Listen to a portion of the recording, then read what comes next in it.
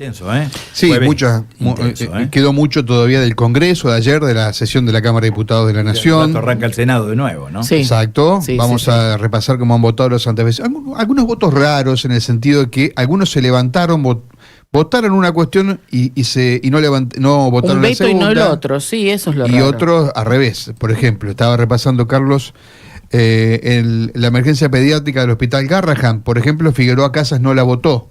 O sea, no votó por la insistencia, eso quiero decir, y sí la votó Núñez, José Núñez, que es el diputado también del PRO.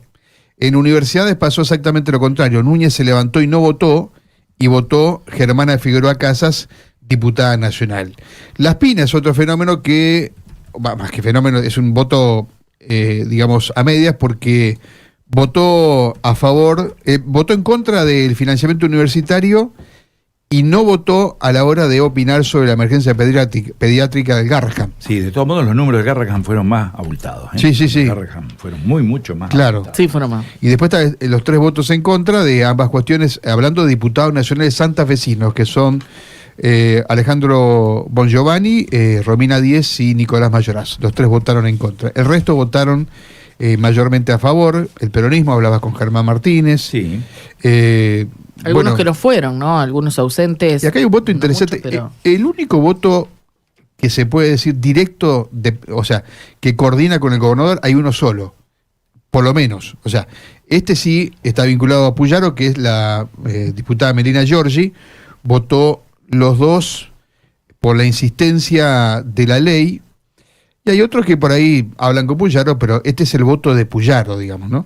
Digo porque muchas veces se mencionó, sobre todo a principios de semana, cuando se conoció el reparto de los ATN, que son los aportes del Tesoro Nacional. Nosotros aquí dijimos que tenía que ver con una cuestión que se venía tramitando hace ya varios meses por emergencias climáticas, pero bueno, una de las 4 provincias beneficiadas fue Santa Fe. A partir de eso, fundamentalmente los medios porteños hicieron alguna locuración que Milei estaba tejiendo alianzas para evitar esto que ocurrió en el día de ayer. Bueno, a lo mejor lo intentó Milei, el tema es el efecto que causa en cada uno, ¿no? Sí, pero tengo entendido que no fue, digamos, una negociación a contrapelo de lo que podía pasar acá. Claro. Lo que yo creo que sí puede pasar de lo que vos decís, Karina, que a lo mejor el gobierno, bueno, tramitaciones que venía demorando por una cuestión, le intentó dar, buscando tal vez alguna respuesta que no tuvo. Claro. Que no tuvo. Claro, exactamente. Bueno, ahora dicen que el gobierno de la provincia va a insistir con la otra deuda, ¿no? Que tiene el gobierno nacional. Aquella que, todavía ATN, no está, la de los, claro, que no está finalizada. El tema de los ATN, que es un tema que viene reclamando. Es un buen momento para reclamar, digo, también, ¿no? Sí. Jugando con los tiempos políticos y con octubre, con muchos signos de interrogación. Y uno de los signos de interrogación tiene que ver con el tema cambiario, ¿no? Porque estamos a cuánto, a un mes y pico de las elecciones, y el dólar, que se iba a mantener entre bandas, está tocando el techo y perforándolo. Entonces, cuando vos escuchás a los economistas, quien menos te está diciendo, bueno, evidentemente tiene que ir a otra cosa el gobierno. Cuando te dice tiene que ir a otra cosa, te están diciendo encubiertamente tiene que devaluar.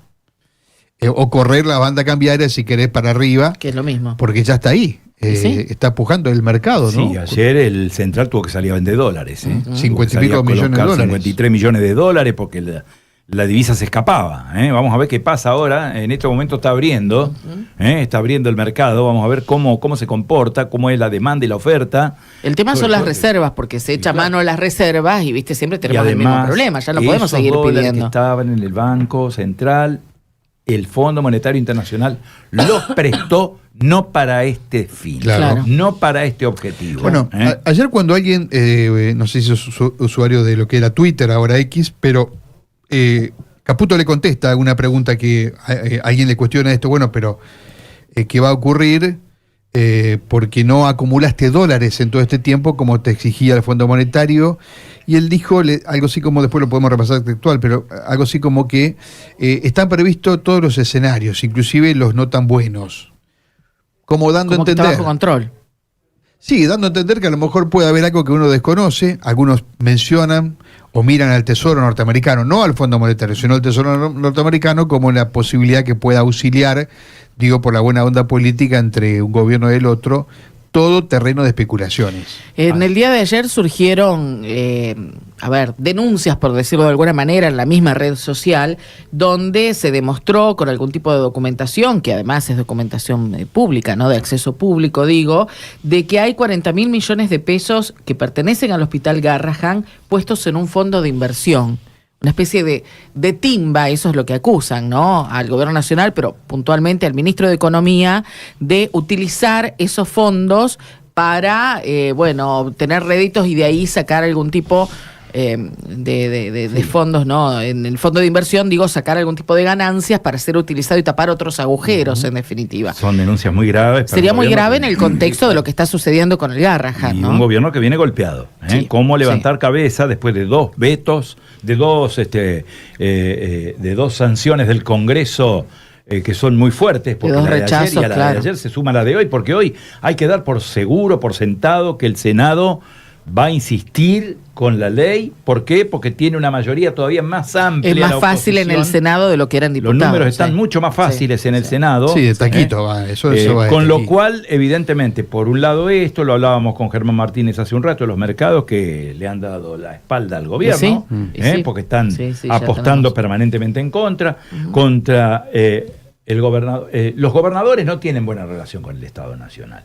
Este es otro de los temas. Sí. Están reclamando permanentemente, no se los atiende a los gobernadores, o cuando se los atiende un tercera línea o un segunda línea. Los gobernadores quieren hablar con el presidente. Pero y por supuesto. Esto por otro lado. Y después estamos con otro tema, que no es un tema menor y que debe ser tenido en cuenta siempre, que es la opinión pública. Hay una clase media en la Argentina que está siendo seriamente golpeada por la situación económica. Si a eso le agregamos los reclamos de los industriales, los reclamos de las pequeñas y medianas empresas, los reclamos de los comerciantes, los reclamos de los sectores, bueno, entonces estamos con un gobierno que está debilitado y golpeado. Sí. De acá al 26, ¿cómo llega? Llega con inflación controlada a las elecciones cuando faltan menos de 40 días para las elecciones. Llega con índice. ¿Con qué índice de inflación llega el gobierno a las elecciones? Bueno, ponele que el índice suba un poco más, que no sé, no llega ni al 3%, lo que fuere, ¿no? La aspiración del gobierno no era esa. No era eso, es sostenerlo por debajo del 2%, lógicamente, pero supongamos el escenario más...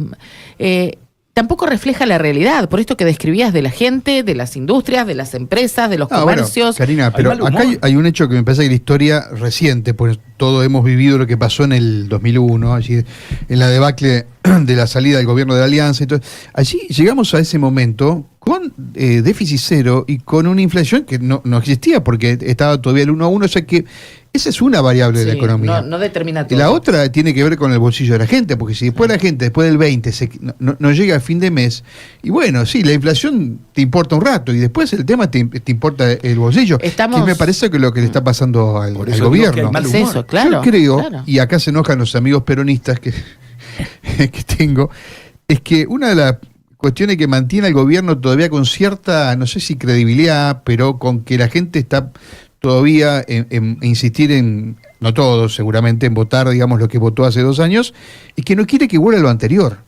Entonces, aquí está el desafío para la oposición. Claro. El peronismo que fue sacado del poder hace 2 años, ¿qué me ofrece hoy? ¿Qué nuevo? Kicillof dice nuevas canciones. ¿Qué nuevas canciones para volver a enamorar a un voto que perdió? Vos hablás de la clase media, ese voto fluctuante que no es ni peronista ni mileísta, que va para un lado o va para otro, que me parece tiene que ver con quién puede convencerlo con su mensaje. ¿Qué nuevas cosas puede ofrecer? ¿Qué aprendió del peronismo de las elecciones? Y ese sector, de las elecciones, de lo que hizo mal. Ese sector es el que define las elecciones. Ese sector de clase media, que va para un lado y va para otro, es el que define las elecciones. ¿Por qué? Porque cada uno tiene un caudal de votos. El peronismo tiene un caudal de votos, la derecha en la Argentina con Milei tiene otro caudal de votos. Esos votos que van y vienen son los que inclinan la balanza para un lado o para el otro. Sí, Por eso claro, el voto elecciones. cautivo ya está, ya cada uno sabe que lo tiene y que se mueve muy poquito. El tema es el otro, cómo convencer a esa gran masa de gente que está en el medio y que va según las circunstancias. Y que mucha gente en ese terreno dejó de votar. Porque mucha gente que está desilusionada y no quiere ni un extremo ni el otro, esa la gente que no dejó de vota. votar, Me parece, no fue a votar. Esa es la gente que no encuentra el entusiasmo, no ve, no arriesga, porque no lo convence, me parece, lo que hay.